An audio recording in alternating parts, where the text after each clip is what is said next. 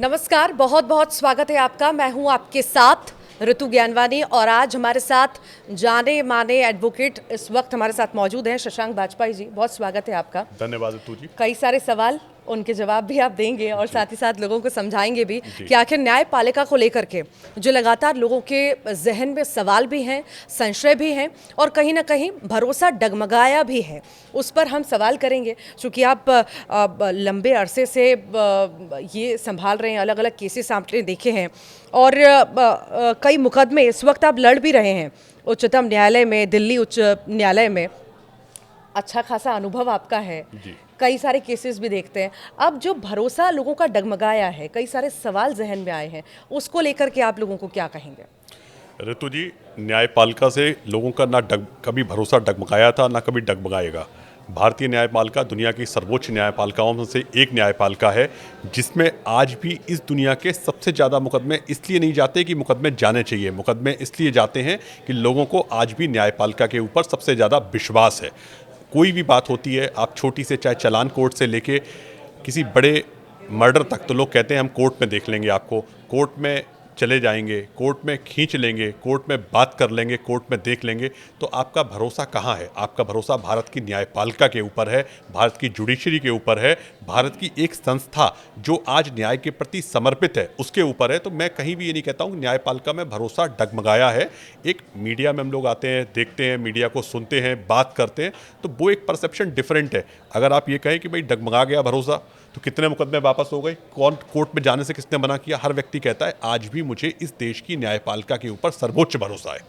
यशवंत वर्मा जी न्यायमूर्ति हैं। अब इतना बड़ा केस सामने आया, इतनी मात्रा में कैश मिलना, फिर कैश जला हुआ भी मिलना, कई लोगों के जहन में सवाल है कि क्या वाकई में हम भरोसा कर सकते हैं या पैसे लेकर ये सारी चीज़ें होती हैं? ऋतु जी, ये बहुत ही वर्निंग टॉपिक है आज देश के अंदर। ये देश जानना चाहता है या देश बार बार पूछता है या देश के लोगों के मन में विश्वास घटा है कि बढ़ा है? ये एक मुकदमा है, एक केस है, एक घटना है या एक दुर्घटना है? क्या है हमें नहीं पता। क्यों? आपने एक रिपोर्ट आती है, किसी के घर में कुछ नोट पकड़े जाते हैं, नोट पकड़ने के बाद कुछ कार्रवाइयाँ जो कि हो रही हैं, और निश्चित रूप से भारत में अपने आप में एक प्रथम तरह का मामला है जो पहली बार देश के सामने आया है। देश की न्यायपालिका ने, जो सर्वोच्च न्यायपालिका ने, जो सर्वोच्च कमेटी आज इस राष्ट्र के अंदर 3 मुख्य न्यायाधिपति की कमेटी बनी है जो इस मामले को इन्वेस्टिगेट कर रही है। सारी रिपोर्ट्स आज आप देखिए पब्लिक डोमेन में अवेलेबल हैं, सुप्रीम कोर्ट के सामने आती हैं।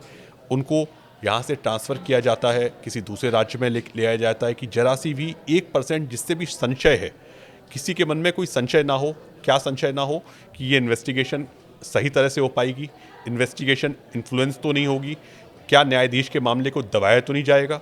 देखिए, भारतीय न्यायपालिका ने कभी भी अपने विश्वास को जनता से खोने नहीं दिया है। निष्पक्षता और न्याय के प्रति समर्पण इस न्यायपालिका की एक आध्यात्मिक नहीं, आत्मिक नहीं, लोगों की आत्मा जुड़ी है। भारतीय न्यायपालिका भारत के संविधान से बनी निकली हुई एक वो संस्था है जिसमें लोग चाहते हैं कि हमारा पूरा विश्वास इस न्यायपालिका के ऊपर अडिग रहे। उस अडिगता को बचाने के लिए ये जो पूरा मामला आया है, इसकी जो सर्वोच्च न्यायिक कमेटी के द्वारा जांच हो रही है, उस जांच को सामने आने दीजिए, उसके जो परिणाम है उसको आने दीजिए। मैं एक छोटा सा एक डेटा के हिसाब से आपसे बात करना चाहता हूँ। मैं इस दुनिया की सबसे बड़ी आबादी कहाँ पर रहती है? भारत में रहती है। इस दुनिया के जो न्यायाधीश हैं भारत में, उच्चतम न्यायालय में लगभग 34 न्यायाधीश हैं,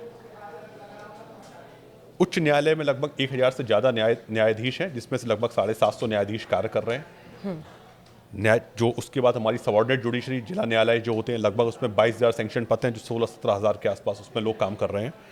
उच्च न्यायालय में लगभग 700-750 न्यायाधीश इस समय कार्य कर रहे हैं। और ये 75-76 वर्ष से ऐसे कितने मामले आपके सामने आज तक आए? 2, 3, 4, 5, 6, 7, 8, 9, 10 कितने मामले आए? कितने मामलों में निष्पक्ष कार्रवाई नहीं हुई? ये 75-76 वर्ष में अगर एक मामला आपके सामने जो गंभीर प्रकृति का आया है, एक्सेप्शनल केस है, सुपर एक्सेप्शनल केस है, और उसके ऊपर जिस लेवल्स पे कार्रवाई की गई, जिस लेवल की कमेटियां बनी, जिस लेवल से इन्वेस्टिगेशन हो रही है, जिस लेवल से निष्पक्षता से जांच हो रही है, उस जांच के आने के बाद आप कहां से कह सकती है कि हमारे पास न्यायपालिका के ऊपर सवाल उठे हैं? न्यायपालिका अपने आप को गंगा जल की तरह शुद्ध रखने के लिए जो सर्वोत्तम उपाय है वह कर रही है और करेगी। लोग ये भी सवाल कर रहे हैं कि क्या एकमात्र रास्ता यही था कि ट्रांसफ़र कर दिया जाए? जब जांच चल रही है तो आखिर यहाँ पर ट्रांसफ़र क्यों किया गया? देखिए, ये निश्चित रूप से सुप्रीम कोर्ट कलेजियम का विषय था। उन्होंने कुछ विचार किए होंगे, कुछ निर्णय लिए होंगे। उन निर्णयों को उन्होंने अभी जाहिर नहीं किया है, ट्रांसफ़र क्यों किया मैं उस पर कोई कुछ कहना भी नहीं चाहता हूँ। परंतु एक बात ज़रूर कहना चाहता हूँ, आपको ये बात समझना होगा, किसी व्यक्ति जो जहाँ पे उसके खिलाफ इन्वेस्टिगेशन चल रहे हैं, हम लोग सिविल इन्वेस्टिगेशंस भी कभी देखते हैं, इन्फोर्समेंट डायरेक्टरेट के इन्वेस्टिगेशंस देखते हैं कि एक राज्य में कभी मामला चलता है, लोगों के मन में आशंका या शंका ना हो कि यह मामले को प्रभावित किया जा सकता है, तो लोग चाहते हैं कि उनको एक जगह से दूसरी जगह ट्रांसफर कर दिया जाए, जिससे जांच और निष्पक्ष रूप से और पारदर्शी रूप से हो सके और सामने लाई जा सके। क्योंकि उद्देश्य क्या है न्यायपालिका का, उद्देश्य क्या है इन्वेस्टिगेशन का, उद्देश्य क्या है सरकार का, कि भाई निष्पक्ष न्याय जांच हो, निष्पक्ष जांच के बाद जो भी कार्रवाई आगे हो उस कार्रवाई को हम करें और जनता का विश्वास जो हमारे ऊपर था जितना था उससे ज़्यादा बढ़ के आए। आप ही सोचिए, 3 उच्च न्यायालय के मुख्य न्यायाधिपति की कमेटी अगर जांच कर रही है और वह कमेटी जांच कर रही है, क्योंकि कुछ चीज़ें ऐसी हैं जो निश्चित रूप से दोनों पक्षों के लिए, सरकार के लिए, न्यायपालिका के लिए और आम जनता के लिए, कि ये कैसे हुआ और क्या हुआ, ये सब अभी बहुत ही वो स्टेज है जहां हम सब लोग सिर्फ एक अनुमानित बात कर रहे हैं। उस अनुमान से बात बाहर आके हमें इस देश को जानना चाहिए, बताना चाहिए कि सच्चाई क्या थी। उसके लिए निष्पक्ष जांच हो जाने दीजिए। जांच होने के बाद हमें ये पता लग जाएगा कि ये क्या मामला था और क्या चीज़ थी। अगर दंड मिलना है तो दंड मिलेगा, दंड नहीं मिलना है तो निश्चित रूप से उनको बरी किया जाएगा। पर ये भी सवाल किए जा रहे हैं ना, ये तो मामला सामने आ गया, ऐसे कई सारे मामले होते होंगे जो सामने नहीं आ पाते होंगे। मुझे ऐसा लगता नहीं है, आज इतनी एडवांस मीडिया है, इतने एडवांस कार्य हो रहे हैं। वो तो आग लगी तो ये पूरा मामला सामने आया, अगर आग लगती ही नहीं तो फिर तो ये कहाँ से कहाँ पहुँच गया होता। ये मैं सवाल नहीं, जनता सवाल पूछ रही है। नहीं, जनता जो सवाल पूछ रही है, आग लगी या आग लगाई गई या आग बुझाई गई, ये सब चीज़ें अभी इन्वेस्टिगेशन के विषय हैं। हाँ। अभी इन्वेस्टिगेशन हो जाने दीजिए, थोड़ा समय है। इतनी फास्ट इन्वेस्टिगेशन देश में कभी होती नहीं थी, इतनी फास्ट इन्वेस्टिगेशन हो रही है। हाँ। उसकी रिपोर्ट आने दीजिए, पता लगेगा। जनता भी उसको सारे जवाबों को अच्छे जवाब मिलेंगे, जनता का विश्वास भी बढ़ेगा, हमारा विश्वास भी बढ़ेगा। हमारे शब्द या आपके शब्द या न्यायपालिका के प्रति कोई अशब्द या ये जो अधिवक्ताओं के बीच में जो आज रोष की भावना है, क्योंकि अधिवक्ता बहुत मेहनत से कार्य करते हैं, वो एक आम जनता की बात को न्यायालय तक, और न्यायालय मतलब न्यायमूर्ति को भगवान का दूसरा रूप मानते हैं, उनके पास पहुंचाते हैं। और जब पहुंचाते हैं तो हमारे मन में क्या सवाल आता है? सवाल ये आता है कि हमें न्याय मिलना चाहिए। हमें न्याय में सेटिस्फेक्शन, एक आत्मा जो लोगों की बास करती है, वो मिलना चाहिए। अगर हमारे मन में कोई शंका आई है, कोई शंका है, उसका थोड़ा सा समय दीजिए। एक बहुत निष्पक्ष जांच के रूप में जो भी आपके सामने होगा वो आएगा। न्याय का इंतजार एक बच्ची भी कर रही थी। इलाहाबाद हाई कोर्ट का फैसला आया, आपने भी देखा, हम सब ने देखा, उसकी आलोचनाएं भी हुई, पर सुप्रीम कोर्ट ने उस पर रोक लगा दी। जो फैसला लिया गया, इतने बड़े एडवोकेट होने के बाद जो फैसला लिया गया, क्या कहाँ तक वो हाई कोर्ट के द्वारा जो फैसला लिया गया, सुनाया गया, कहाँ तक ठीक था? देखिए, उच्चतम न्यायालय ने उस पर रोक लगाई है, निर्णय लिया है। निर्णय लेने के बाद एक बहुत अच्छी चीज़ मैं आपको बताता हूँ जो ज़रूरी है। कई बार ऐसा होता है कि वाद विवाद के जो बिंदु होते हैं, आर्ग्यूमेंट्स होते हैं, वो डिफरेंट होते हैं। ऑर्डर जो होता है, ऑर्डर एक बड़ा स्टैंडर्ड अच्छे ऑर्डर लिखे जाते हैं। हम उन चीज़ों को कोट कर देते हैं जो सवाल पूछे गए या सवाल बताए गए। निश्चित रूप से जब आप न्यायमूर्ति के रूप में कार्य कर रहे होते हैं, न्यायाधीश के रूप में कार्य कर रहे होते हैं, तो आपकी जिम्मेदारी होती है कि दोनों लोगों की पक्ष को सुनना, पक्ष को सुनने के बाद वो रेलेवेंट सवाल वो पूछना जिससे कि किसी के मन को कोई ठेस ना लगे, अपने व्यक्तिगत चीज़ों को उसमें ना डालना। ये निश्चित रूप से दुर्भाग्यपूर्ण था और उस दुर्भाग्यपूर्ण कार्य को सुप्रीम कोर्ट ने रोका है और स्टे दिया है। क्योंकि भारत में जैसे हम लोग मानते हैं कल से नवदुर्गा स्टार्ट हो रही है कि नारी की गरिमा देवी है और नारी घर में जहाँ वास करती है, माँ लक्ष्मी का वास होता है। तो नारी की गरिमा, नारी का सम्मान संविधान ने, इस देश की सरकार ने, इस देश की न्यायपालिका ने हमेशा सर्वोच्च और उच्चतम स्तर पर रखने का प्रयास किया है और उच्चतम स्तर पर रखेगी। महिला अपराध का ग्राफ लगातार बढ़ा है, कमी भी आई है, बढ़ा भी है, फ्लक्चुएशन उसमें हम देखते हैं। पर जैसा फैसला हाईकोर्ट का सुनाया गया, साहस नहीं बढ़ेगा उन बदमाशों का, उन रेपिस्ट का, जो लगातार अपने दिमाग में गंदगी लिए बैठे रहते हैं, या वो बच्चियां और ज़्यादा नहीं डरेंगी, या जो घर से निकलना चाहती हैं या बाहर ही हैं? देखिए, एक बात आज आप बहुत जिम्मेदारी से समझ लीजिए। भारतीय न्याय व्यवस्था और भारतीय कानून व्यवस्था ये आने वाले समय में नहीं, आज दुनिया की सर्वोच्च व्यवस्था की तरफ आगे बढ़ रही है। और नारी सम्मान की दिशा में अगर कोई भी कार्य सरकार को या न्यायपालिका को लेने हैं तो वो लेगी। और इस देश के अंदर अगर नारी सुरक्षित नहीं है जो अगर लोग कह रहे हैं तो निश्चित रूप से ये दुर्भाग्यपूर्ण है, क्योंकि नारी की सुरक्षा के लिए वो सर्वोत्तम उपाय किए जा रहे हैं, सर्वोत्तम निर्णय लिए जा रहे हैं और सर्वोत्तम न्यायपालिका से नहीं, विधि से। देखिए, भारत में आज जो आप बहुत संक्षिप्त में कहना नहीं चाहता था मैं, क्योंकि ये विषय बहुत विस्तार का विषय है। नारी सुरक्षा के लिए आज हमारे देश में जो आईपीसी, सीआरपीसी एविडेंस को रिपील करके हमारी जो देश की न्याय संहिता लाई गई, उसका कारण क्या था? नारी का सम्मान सर्वोच्च रखना। भारत में भारत की नारियां, भारत की बच्चियां, भारत की महिलाएं, भारत के वृद्ध महिलाएं, वो अपने जीवन में एक आत्मसम्मान, आत्मगौरव, आत्म प्रतिष्ठा को आगे बढ़ा के देख सकें, उनके मन में ये विश्वास हो कि मेरे संग न्याय होगा। इसके लिए सरकार ने जो सर्वोत्तम कदम थे वो उठाए। आज आप छोटी छोटी चीजें देखिए ma'am, you can register your FIR anywhere in the country, you can go before any court of this country कि मुझे ये परेशानी है, आप मुझे बताइए। तीसरा, आज जो न्यायपालिका में आप कह रहे हैं, जिस विषय पे सुप्रीम कोर्ट ने, उच्चतम न्यायालय ने रोक लगाई है, अगर आपका कहीं एक जगह अन्याय हो गया तो उसका मतलब नहीं कि अगली जगह भी अन्याय होगा या अगली जगह उसको रोका नहीं जा सकता। इमीडिएट रोका जाएगा और इमीडिएट मैसेज दिया जाएगा। तीसरी बात, आज निश्चित रूप से मैं दोबारा एक बात कहता हूँ, इतनी बड़ी आबादी के बाद 1, 2, 3, 4 कुछ मुकदमे आते हैं, नहीं, कुछ सैकड़ों में मुकदमे भी आते हैं, कुछ हजारों में मुकदमे भी आते हैं, पर क्या देश की न्यायपालिका में या देश की पुलिस व्यवस्था में या देश की सरकारी व्यवस्था में आज हमें न्याय नहीं मिल रहा है? सर्वोच्च न्याय मिल रहा है, सर्वोच्च सुनवाई हो रही है। एक और एग्जाम्पल, आज सबसे पहले आपके संग परेशानी आती है, आप किसको फ़ोन करते हो? पापा मम्मी को? नहीं, आप पुलिस को फ़ोन करते हो। क्यों? पुलिस व्यवस्था के ऊपर आपको विश्वास है कि मैं पुलिस को बुलाऊंगा, और पुलिस को बुलाने के बाद वो आपको जानती नहीं है कौन सा पुलिस वाला। एक पुलिस की वर्दी पे विश्वास है, न्याय की वर्दी पे विश्वास है, भारतीय डॉक्टर के ऊपर आपको विश्वास है। तो ये जो भारत में विश्वास की जो व्यवस्था है, उसको अभी भी मर्यादित है, सम्मानित है, और हम ये चाहते हैं कि वो व्यवस्था और मजबूत हो और उसमें कुछ कमियां हैं उनको दूर किया जाए और लोगों का विश्वास और नजदीकियां उससे बढ़ें, जिससे देश निश्चित रूप से विकसित देश की तरफ बढ़ने की तरफ बहुत शीघ्रता के साथ पहुंच जाएगा। आरोपी अपराधी हमारे देश में बचेंगे नहीं। सुप्रीम कोर्ट ने हमेशा ही ऐसे फैसले लिए हैं जो कहीं ना कहीं नज़ीर पेश हुआ है। सर, अगर हम ये तो हमने बात की, इस फैसले की, अगर दूसरी तरफ हम देखें तो कई सारे ऐसे फेक केसेस हैं जिसको लेकर के लगातार मांग भी उठ रही है कि कई सारी महिलाएं, लेडीज़ जो हैं, गलत आरोप लगा देती हैं और उसके बाद लड़कों को, आदमी को जेल भिजवा देती हैं। तो उसके लिए कड़े कानून आए, इसे कैसे देखते हैं? ये एक बहुत अच्छा विषय है जो आपने आज पूछा है। क्या आप किसी को आरोप लगाने से रोक सकती हैं?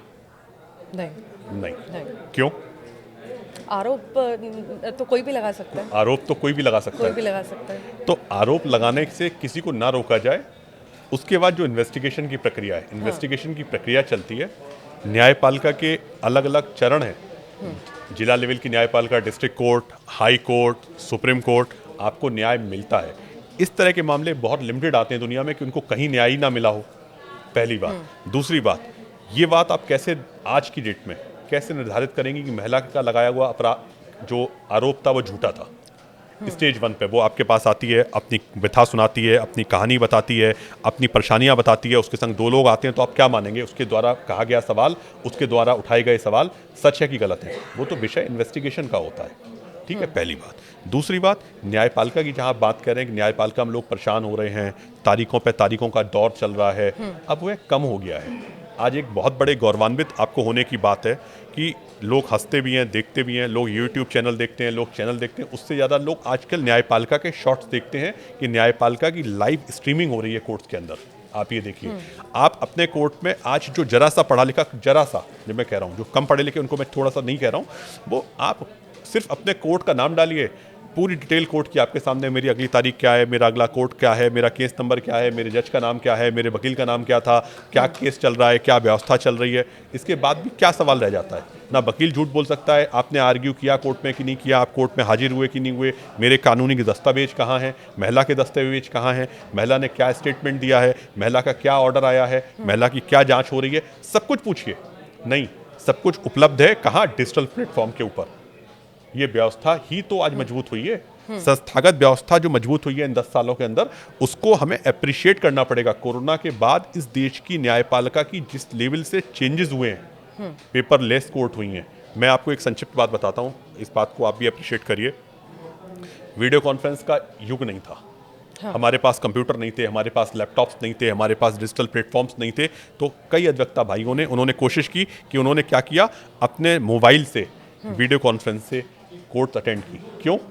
उनका विश्वास था कि हमारा जो लिटिगेंट है, जो आदमी वहाँ हमारे पास आया है, उसके संग अन्याय ना हो जाए, उसके लिए हमें प्रेजेंट होना जरूरी है। न्यायमूर्ति साहब ने उसको सुना। मोबाइल के बाद लैपटॉप्स आए, टैब आए, नए नए प्लेटफॉर्म्स डेवलप हुए, नई व्यवस्था डेवलप हुई। तो और एक आज इतना बड़ा इंफ्रास्ट्रक्चर डेवलप हो गया, आप वीडियो कॉन्फ्रेंस से किसी भी कोर्ट में अपीयर हो सकते हैं।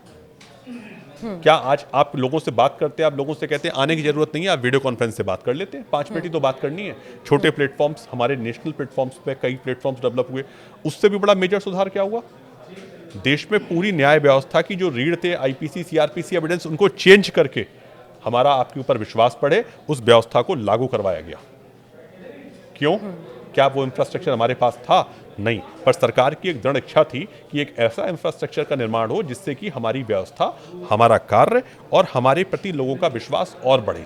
दूसरा, जो तारीख पे तारीख का चक्कर था, जो आप बार बार कोर्ट जाती थी, जो आप थानों के चक्कर लगाती थी, अब वो बचा है।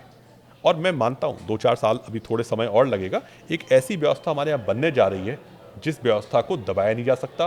किसी की नारी हो चाहे पुरुष हो, इसको समान लिंग भेद से ऊपर उठ के उन लोगों को समान नहीं, सामान्य न्याय मिलेगा और उनको एक सम्मान मिलेगा।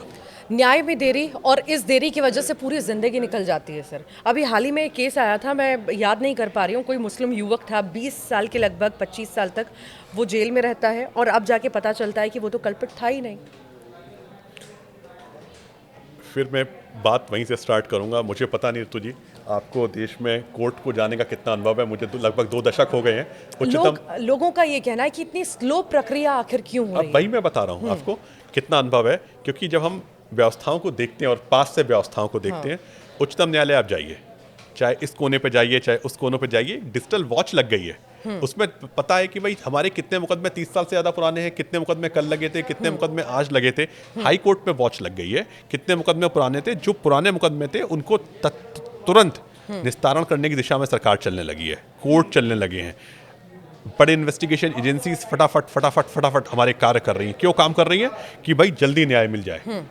दूसरी बात, किसी व्यवस्था में किसी का कोई एक आरोप, एक मुकदमा नज़ीर नहीं हो सकते। निश्चित रूप से उनको न्याय मिला, एक समय लग गया निश्चित रूप से, पर आज की व्यवस्था एक हमारे पास, अगर हम इन 7 या 8 दशकों को देश में मानते हैं, 1947 से लेके 2025 तक का समय, तो एक समय 10 साल, 20 साल, 30 साल, 40 साल नहीं, इस 10 साल में जो प्रगति की दिशा में हम चले हैं, और उन प्रगति में सबसे बड़ा जो सुधार हुआ है, सबसे बड़ा सुधार हुआ है। मैं आपको एक छोटी सी बात और बताने जा रहा हूँ। आपने शायद वो वीडियो अब यूट्यूब पे अवेलेबल है, जो नया सुप्रीम कोर्ट की बिल्डिंग का कंस्ट्रक्शन हो रहा है, वो दुनिया के सबसे बेहतरीन सुप्रीम कोर्टों में से भारत का सुप्रीम कोर्ट होगा। दिल्ली उच्च न्यायालय और दिल्ली के जितने भी न्यायालय हैं आज, दिल्ली के जो न्यायालय हैं, उन न्यायालय में आप जाइए तो आपको लगता है कि देश के सबसे अच्छे प्रीमियम हाई कोर्ट्स हैं, जिसके अंदर सारी सुविधाएं आपको उपलब्ध हैं। कहाँ से उपलब्ध है? सारा डिजिटल प्लेटफॉर्म उपलब्ध है। घर में बैठ के आप हियरिंग्स कर सकते हैं, सुन सकते हैं, देख सकते हैं, और एक रोल मॉडल के रूप में आगे बढ़ा रहे हैं। थोड़ा सा समय दीजिए, थोड़ी सी व्यवस्था पे विश्वास रखिए, निश्चित रूप से आपका गर्व से आप कहेंगे कि देश की सर्वोच्च व्यवस्था में हम लोग बैठे हुए हैं। अच्छा, एक हमेशा विवाद चलता रहता है कॉलेजियम सिस्टम को लेकर के, भाई भतीजावाद का आरोप लगता रहता है। पारदर्शिता आपको नहीं लगता इससे प्रभावित होती है? आपको लगता है कॉलेजियम सिस्टम में पारदर्शिता नहीं है? मुझे लगता है, मैं शुरू से एक बात नोटिस करता हूँ, आज देश के अंदर ये जो व्यवस्था चल रही है, इस व्यवस्था में, हर व्यवस्था में कुछ खामियां हो सकती हैं, उन खामियों को दूर भी किया जा सकता है, दूर करने के प्रयास भी किए गए हैं। क्या इस व्यवस्था ने देश में कुछ सर्वोच्च, सर्वोत्तम और सबसे अच्छे जजेस नहीं दिए? निश्चित रूप से दिए। इस व्यवस्था की खामियां कहाँ आ रही हैं? जो खामियां आ रही हैं उनको दूर किया गया, लगातार दूर किया गया है। क्या कॉलेजियम सिस्टम में भाई भतीजावाद का एक आरोप लगता है? मैं इस पर बहुत लंबी डिबेट का टॉपिक है, पर एक संक्षिप्त बात कहना चाहता हूँ। क्या कोई आरोपों का खंडन करने का ये सही समय हो सकता है जहां आप ये कहें कि नेता का बेटा नेता नहीं बन सकता, वकील का बेटा वकील नहीं बन सकता, जज का बेटा जज नहीं बन सकता, या एक्टर का बेटा एक्टर नहीं बन सकता, एंकर का बेटा एंकर नहीं बन सकता? तो आप क्या कहेंगे, मेरा बेटा एंकर क्यों बनेगा, मेरा परिवार एंकर क्यों बनेगा, मेरे पापा नेता है, मेरे पापा नेता क्यों बनेंगे? कुछ चीज़ इंडिविजुअल चॉइस पे छोड़नी चाहिए, पहली बात। दूसरी बात, कॉलेजियम सिस्टम में जो बहुत सारी बातें आती हैं कि इनका बेटा जज बन गया, भाई भतीजेवाज के आरोप लग रहे हैं, इन आरोपों के ऊपर कई तेजी से लोगों ने देखा है, और हम आपसे फिर कह रहे हैं एक बार बहुत जिम्मेदारी के साथ, क्योंकि ये बहुत गहन चिंतन का विषय है, इसमें अभी मैं नहीं जाना चाहता, कि इस देश के सर्वोच्च जज सर्वोत्तम जज इसी सिस्टम ने दिए थे और इस सिस्टम को देने के बाद इसकी खामियों को बहुत ज़्यादा दूर किया गया और आने वाले समय में एक व्यापक सुधार की दिशा में निश्चित रूप से चेंजेस होंगे और वो होंगे और होंगे।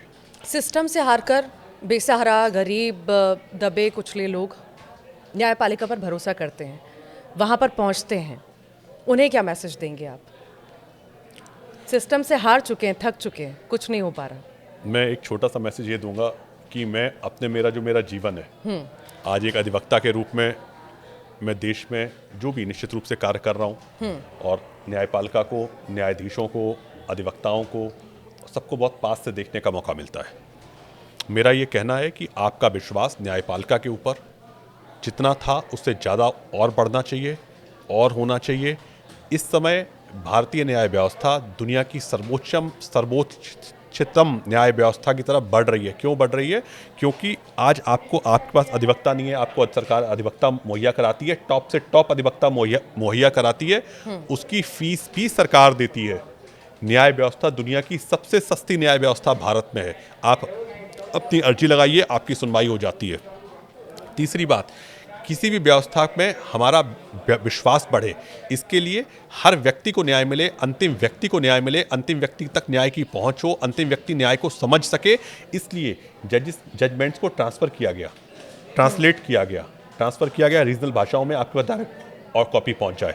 ट्रांसलेट किया गया कि आपकी भाषा में आपको न्याय मिल सके, हिंदी में, उड़िया में, संस्कृत में, गुजराती में, पंजाबी में, जिसमें आप पढ़ना चाहें अपने जजमेंट को पढ़ें। न्याय के कई सारे एक्ट जो थे उनको रिपील किया गया कि न्याय व्यवस्था को और सहज सरल बनाया सके।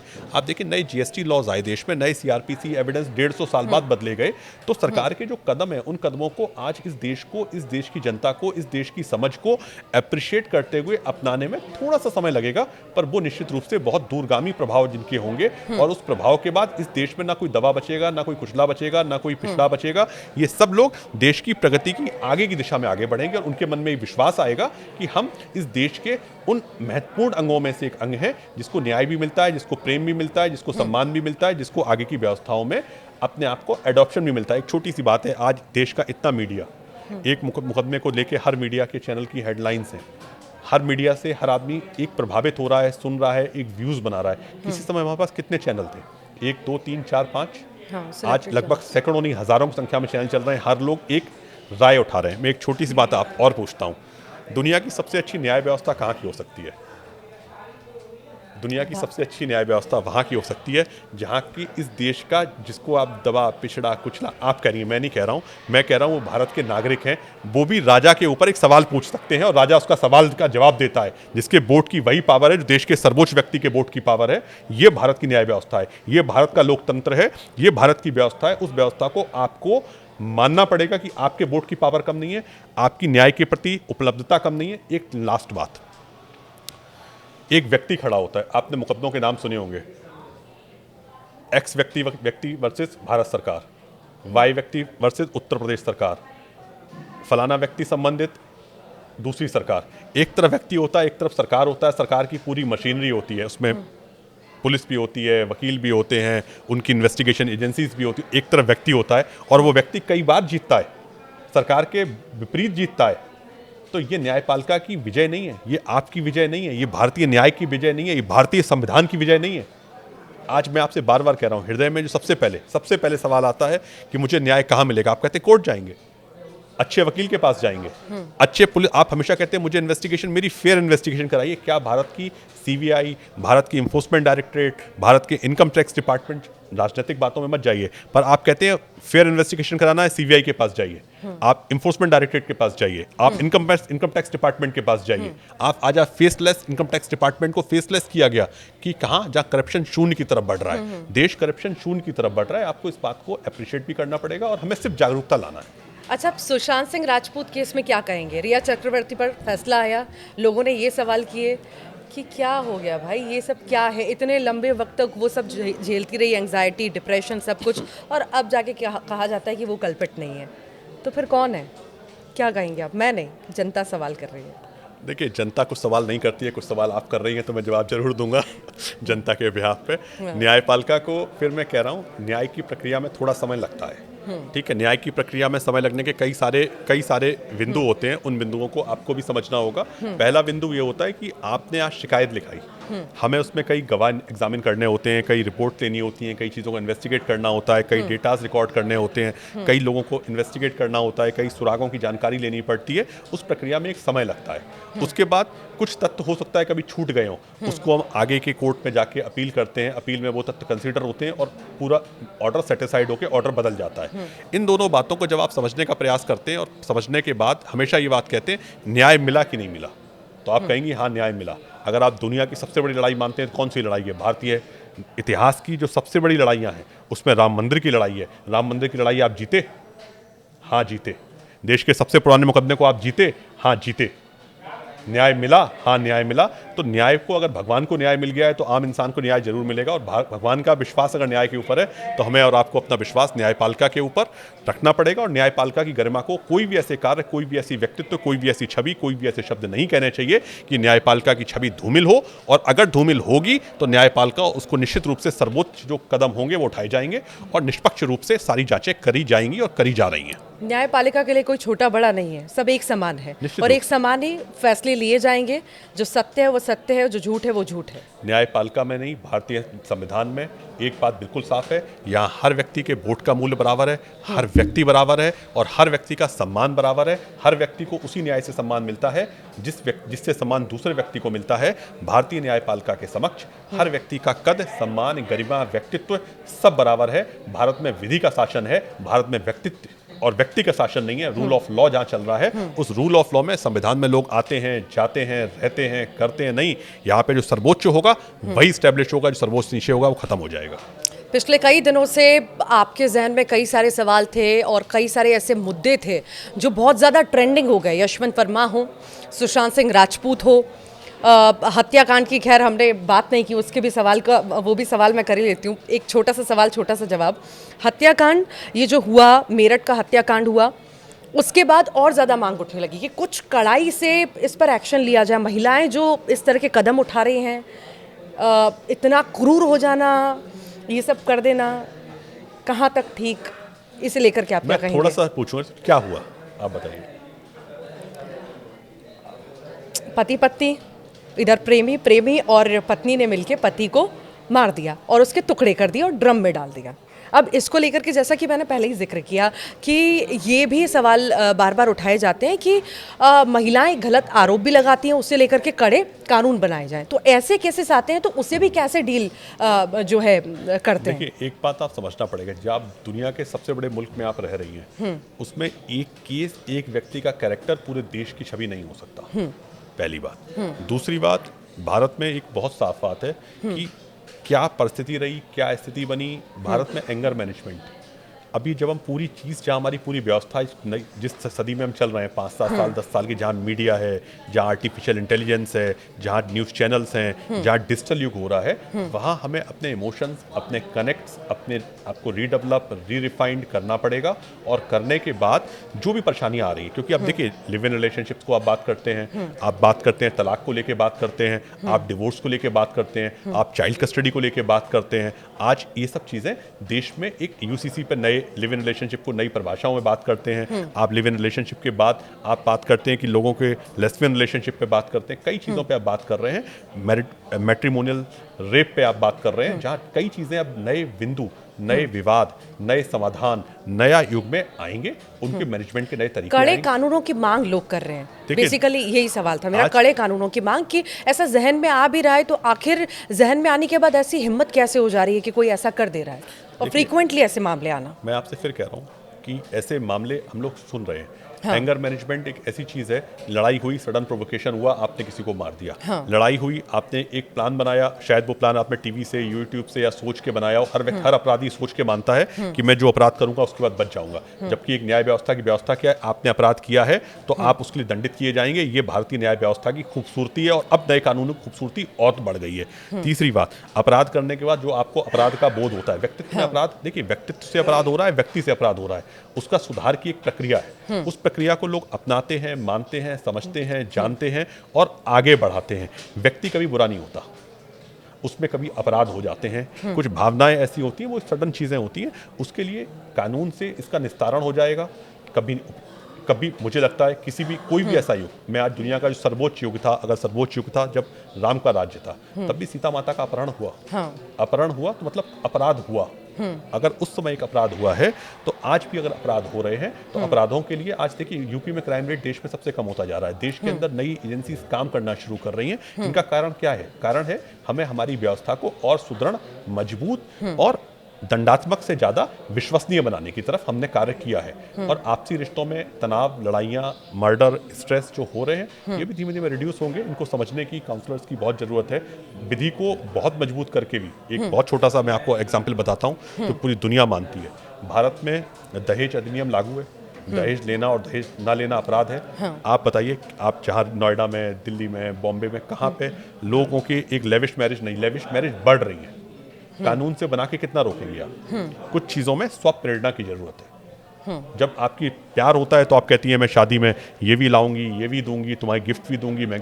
और जब तलाक हो जाता है, तलाक हो रहा होता है, तो आप कहती हैं ये सबसे छोटी चीज़ भी मैं वापस लूंगी क्योंकि मैंने दहेज में दी थी, वो दहेज डिमांड किए गए थे। तो एलिगेशन से पहले जहाँ हमारे मानसिक संतुलन, मानसिक प्रेम, मानसिक भावना की बात आ रही है, उसको समझना, उसको रिश्तों को समझना, और उन चीज़ों में जो नए अब चीज़ें बदल रही हैं, तो थोड़ा समय दीजिए, देश बदलेगा और सुंदर देश होगा। न्यायपालिका पे जो जहन में सवाल आप सभी के थे, ये सारे ही मुद्दों को लेकर के आपने सुने होंगे और कहीं ना कहीं संतुष्टि आपको भी मिली होगी। जो लगातार आपको कहीं ना कहीं एक संशय बना हुआ था, उन सारे सवालों के जवाब हमारे दर्शकों को मिल गए होंगे।